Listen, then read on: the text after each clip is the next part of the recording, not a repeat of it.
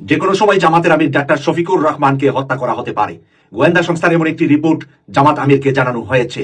এই কথা শুনে অনেকেরই হয়তোবা আতঙ্কগ্রস্ত করছি আমি মনে করতে পারেন, কিন্তু এটা হলো রিয়েলিটি, বাস্তবতা। বাস্তবতায় এক নম্বরে এখন ভারতের চোখে জামাত আমির ডাক্তার শফিকুর রহমান, যিনি ক্ষমতার খুব কাছাকাছি, তাকে সরিয়ে না দিতে পারলে জামাত এবং ইসলামপন্থীদের বিজয় ঠেকাতে পারবে না ভারত। যে কোনো সময় ভারতের নির্দেশে জামাতের আমিরকে হত্যা করতে পারে।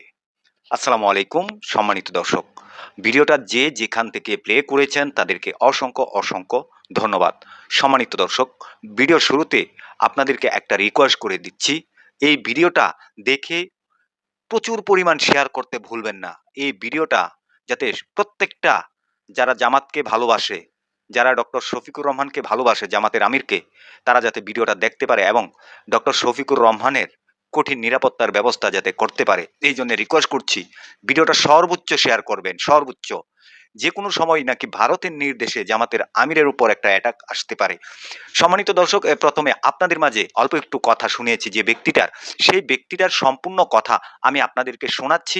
রিকোয়েস্ট করছি ওনার সম্পূর্ণ কথাগুলো শুনে আপনাদের মূল্যবান মন্তব্য দর্শক কমেন্ট বক্সে কমেন্ট করে জানাতে ভুলবেন না, আর ভিডিওটা সর্বোচ্চ শেয়ার করতে ভুলবেন না। চলেন আগে আমরা এই ব্যক্তিটার সম্পূর্ণ কথাগুলো শুনে আসি। আসসালামু আলাইকুম ওয়া রাহমাতুল্লাহি ওয়া বারাকাতুহু। কেটিভি 24 এর প্রিয় দর্শক ভাই বোনদের কাছে প্রথমেই ক্ষমা চেয়ে নিচ্ছি যে আপনারা আমার কথার হেডলাইন শুনে হয়তোবা অনেকে মন খারাপ করবেন বা অনেকে রাগান্বিত হবেন, কিন্তু এটা হলো বাস্তবতা, সত্য কথা, মেনে নিতে হবে আপনাকে। ভারতের জন্য এখন হুমকি হয়েছে জামাতের আমির ডাক্তার শফিকুর রহমান, যার নেতৃত্বে এগিয়ে গিয়েছে জামাত বহুদূর, বহুদূর থেকে বহুদূর চলে গিয়েছে। জামাতকে নিয়ে যারা 10 বছর আগে যা ভেবেছেন, 5 বছর আগে যা ভেবেছেন, আজকের জামাত সেই জায়গায় নয়।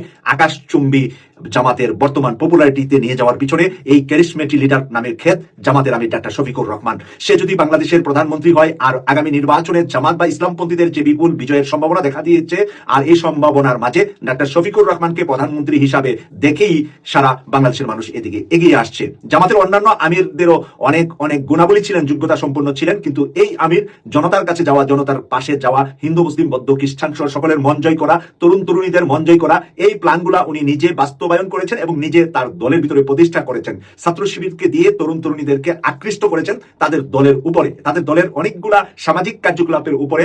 বর্তমানে প্রায় 5 কোটি তরুণ তরুণী জামাতকে পছন্দ করে। এই 5 কোটি তরুণ তরুণী একটি বার যদি একটি পোস্ট করে আপনার ইউটিউবে, ফেসবুকে, সোশ্যাল মিডিয়ায়, তাহলে কিন্তু বাংলাদেশের 18 কোটি মানুষের কাছে তা পৌঁছে যায়। আর এই 5 কোটি যেদিকে যাবে সেদিকেই সরকার গঠন হবে। ভারতের চোখে এখন এই 5 কোটির চোখ হলো ডাক্তার শফিকুর রহমানের দিকে। তার মাধ্যমে নতুন বাংলাদেশ গড়ার স্বপ্ন দেখছে। সবাই যে যা কথাই বলছে, 11th আওয়ারে সবাই মিলে যাবে জামাত আমিরের সাথে। এই কথাটা ভারতের কাছে পরিষ্কার। এই জন্য হাদি তাদের একটা জাস্ট ছোট্ট খাটো টার্গেট ছিল, ছোট টার্গেট দিয়ে ছোট দিয়ে শুরু করেছে, তাদের ডেস্টিনেশন মেইন হয়ে গেছে এখন জামাতের আমির ডাক্তার শফিকুর রহমান। আমি গত বছর, 1 বছর আগে বলেছিলাম যে আগামী নির্বাচনকে সামনে রেখে তারেক রহমান এবং জামাত আমির ডাক্তার শফিকুর রহমানকে ভারতের র টার্গেট, যেটা নাকি আমরা বেনজির ভুট্টোর সাথে আমি তুলনা করেছিলাম, যে বেনজির ভুট্টোকে যেরকম নির্বাচনী ক্যাম্পিং এ মারা হয়েছে, অনুরূপভাবে জামাতের আমির ডাক্তার শফিকুর রহমান এবং তারেক রহমানকে তারা হত্যা করে দুইটা দলকে নেতৃত্ব শূন্য করার জন্য চেষ্টা করবে, আওয়ামী লীগকে প্রতিষ্ঠার জন্য। কিন্তু বর্তমান সময়ে ভারতের টার্গেট এখন ওয়ান ওয়ে হয়ে গেছে, সেটা হলো জামাতের আমির। তারেক রহমান থেকে তারা আপাতত বিরত আছে। প্রথমে জামাতের আমিরকে যদি তারা সাকসেস হতে পারে, পরবর্তীতে তারেক রহমানকে নিয়ে তারা সেই টার্গেট করবে। কারণ মির্জাফর আর যারা মুনাফেক, তারা সাময়িক সময়ের জন্য স্তব্ধ হলেও ফাইনাল ডেস্টিনেশন, তাদের যে টার্গেট, সেটা তারা করবেই। তাই বর্তমান সময়ে আমি বিনয়ের সাথে অনুরোধ করছি, জামাত শিবিরের যত নেতাকর্মী আছেন, আপনারা আপনাদের দলীয় প্রধানকে কিভাবে নিরাপত্তায় রাখবেন।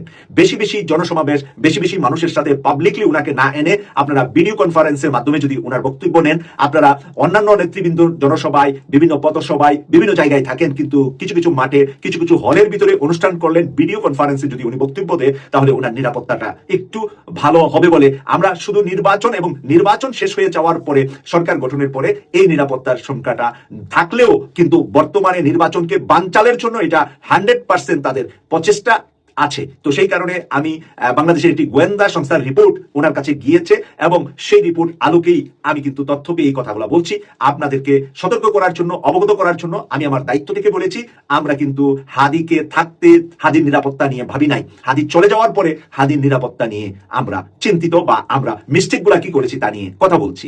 আর জীবিত হাদির চাইতে মৃত হাদি 100 গুণ বেশি পপুলারিটি অর্জন করেছে, মানুষের সম্মান অর্জন করেছে, ভালোবাসা অর্জন করেছে।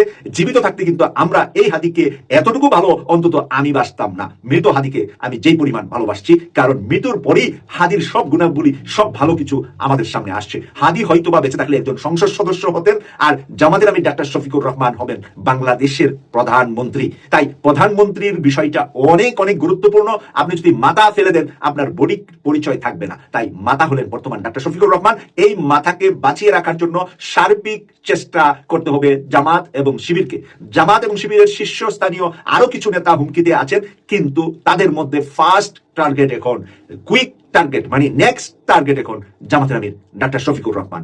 সবাই ভালো থাকবেন, সুস্থ থাকবেন, এই কামনা করছি। আমি সৈয়দ মাসুক, লন্ডন থেকে। আল্লাহ হাফেজ।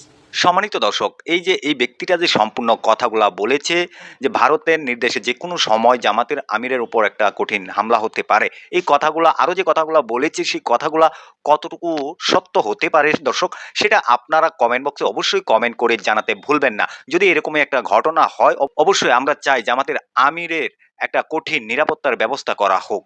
প্রিয় দর্শক, সেটা আপনারা কি চান অবশ্যই কমেন্ট বক্সে কমেন্ট করতে জানাতে ভুলবেন না। ভিডিওটা সর্বোচ্চ পরিমাণ শেয়ার করতে ভুলবেন না। সবাই ভালো থাকবেন, সুস্থ থাকবেন। পরবর্তী কোনো একটা ভিডিওতে আপনাদের সাথে দেখা হবে। আসসালামু আলাইকুম।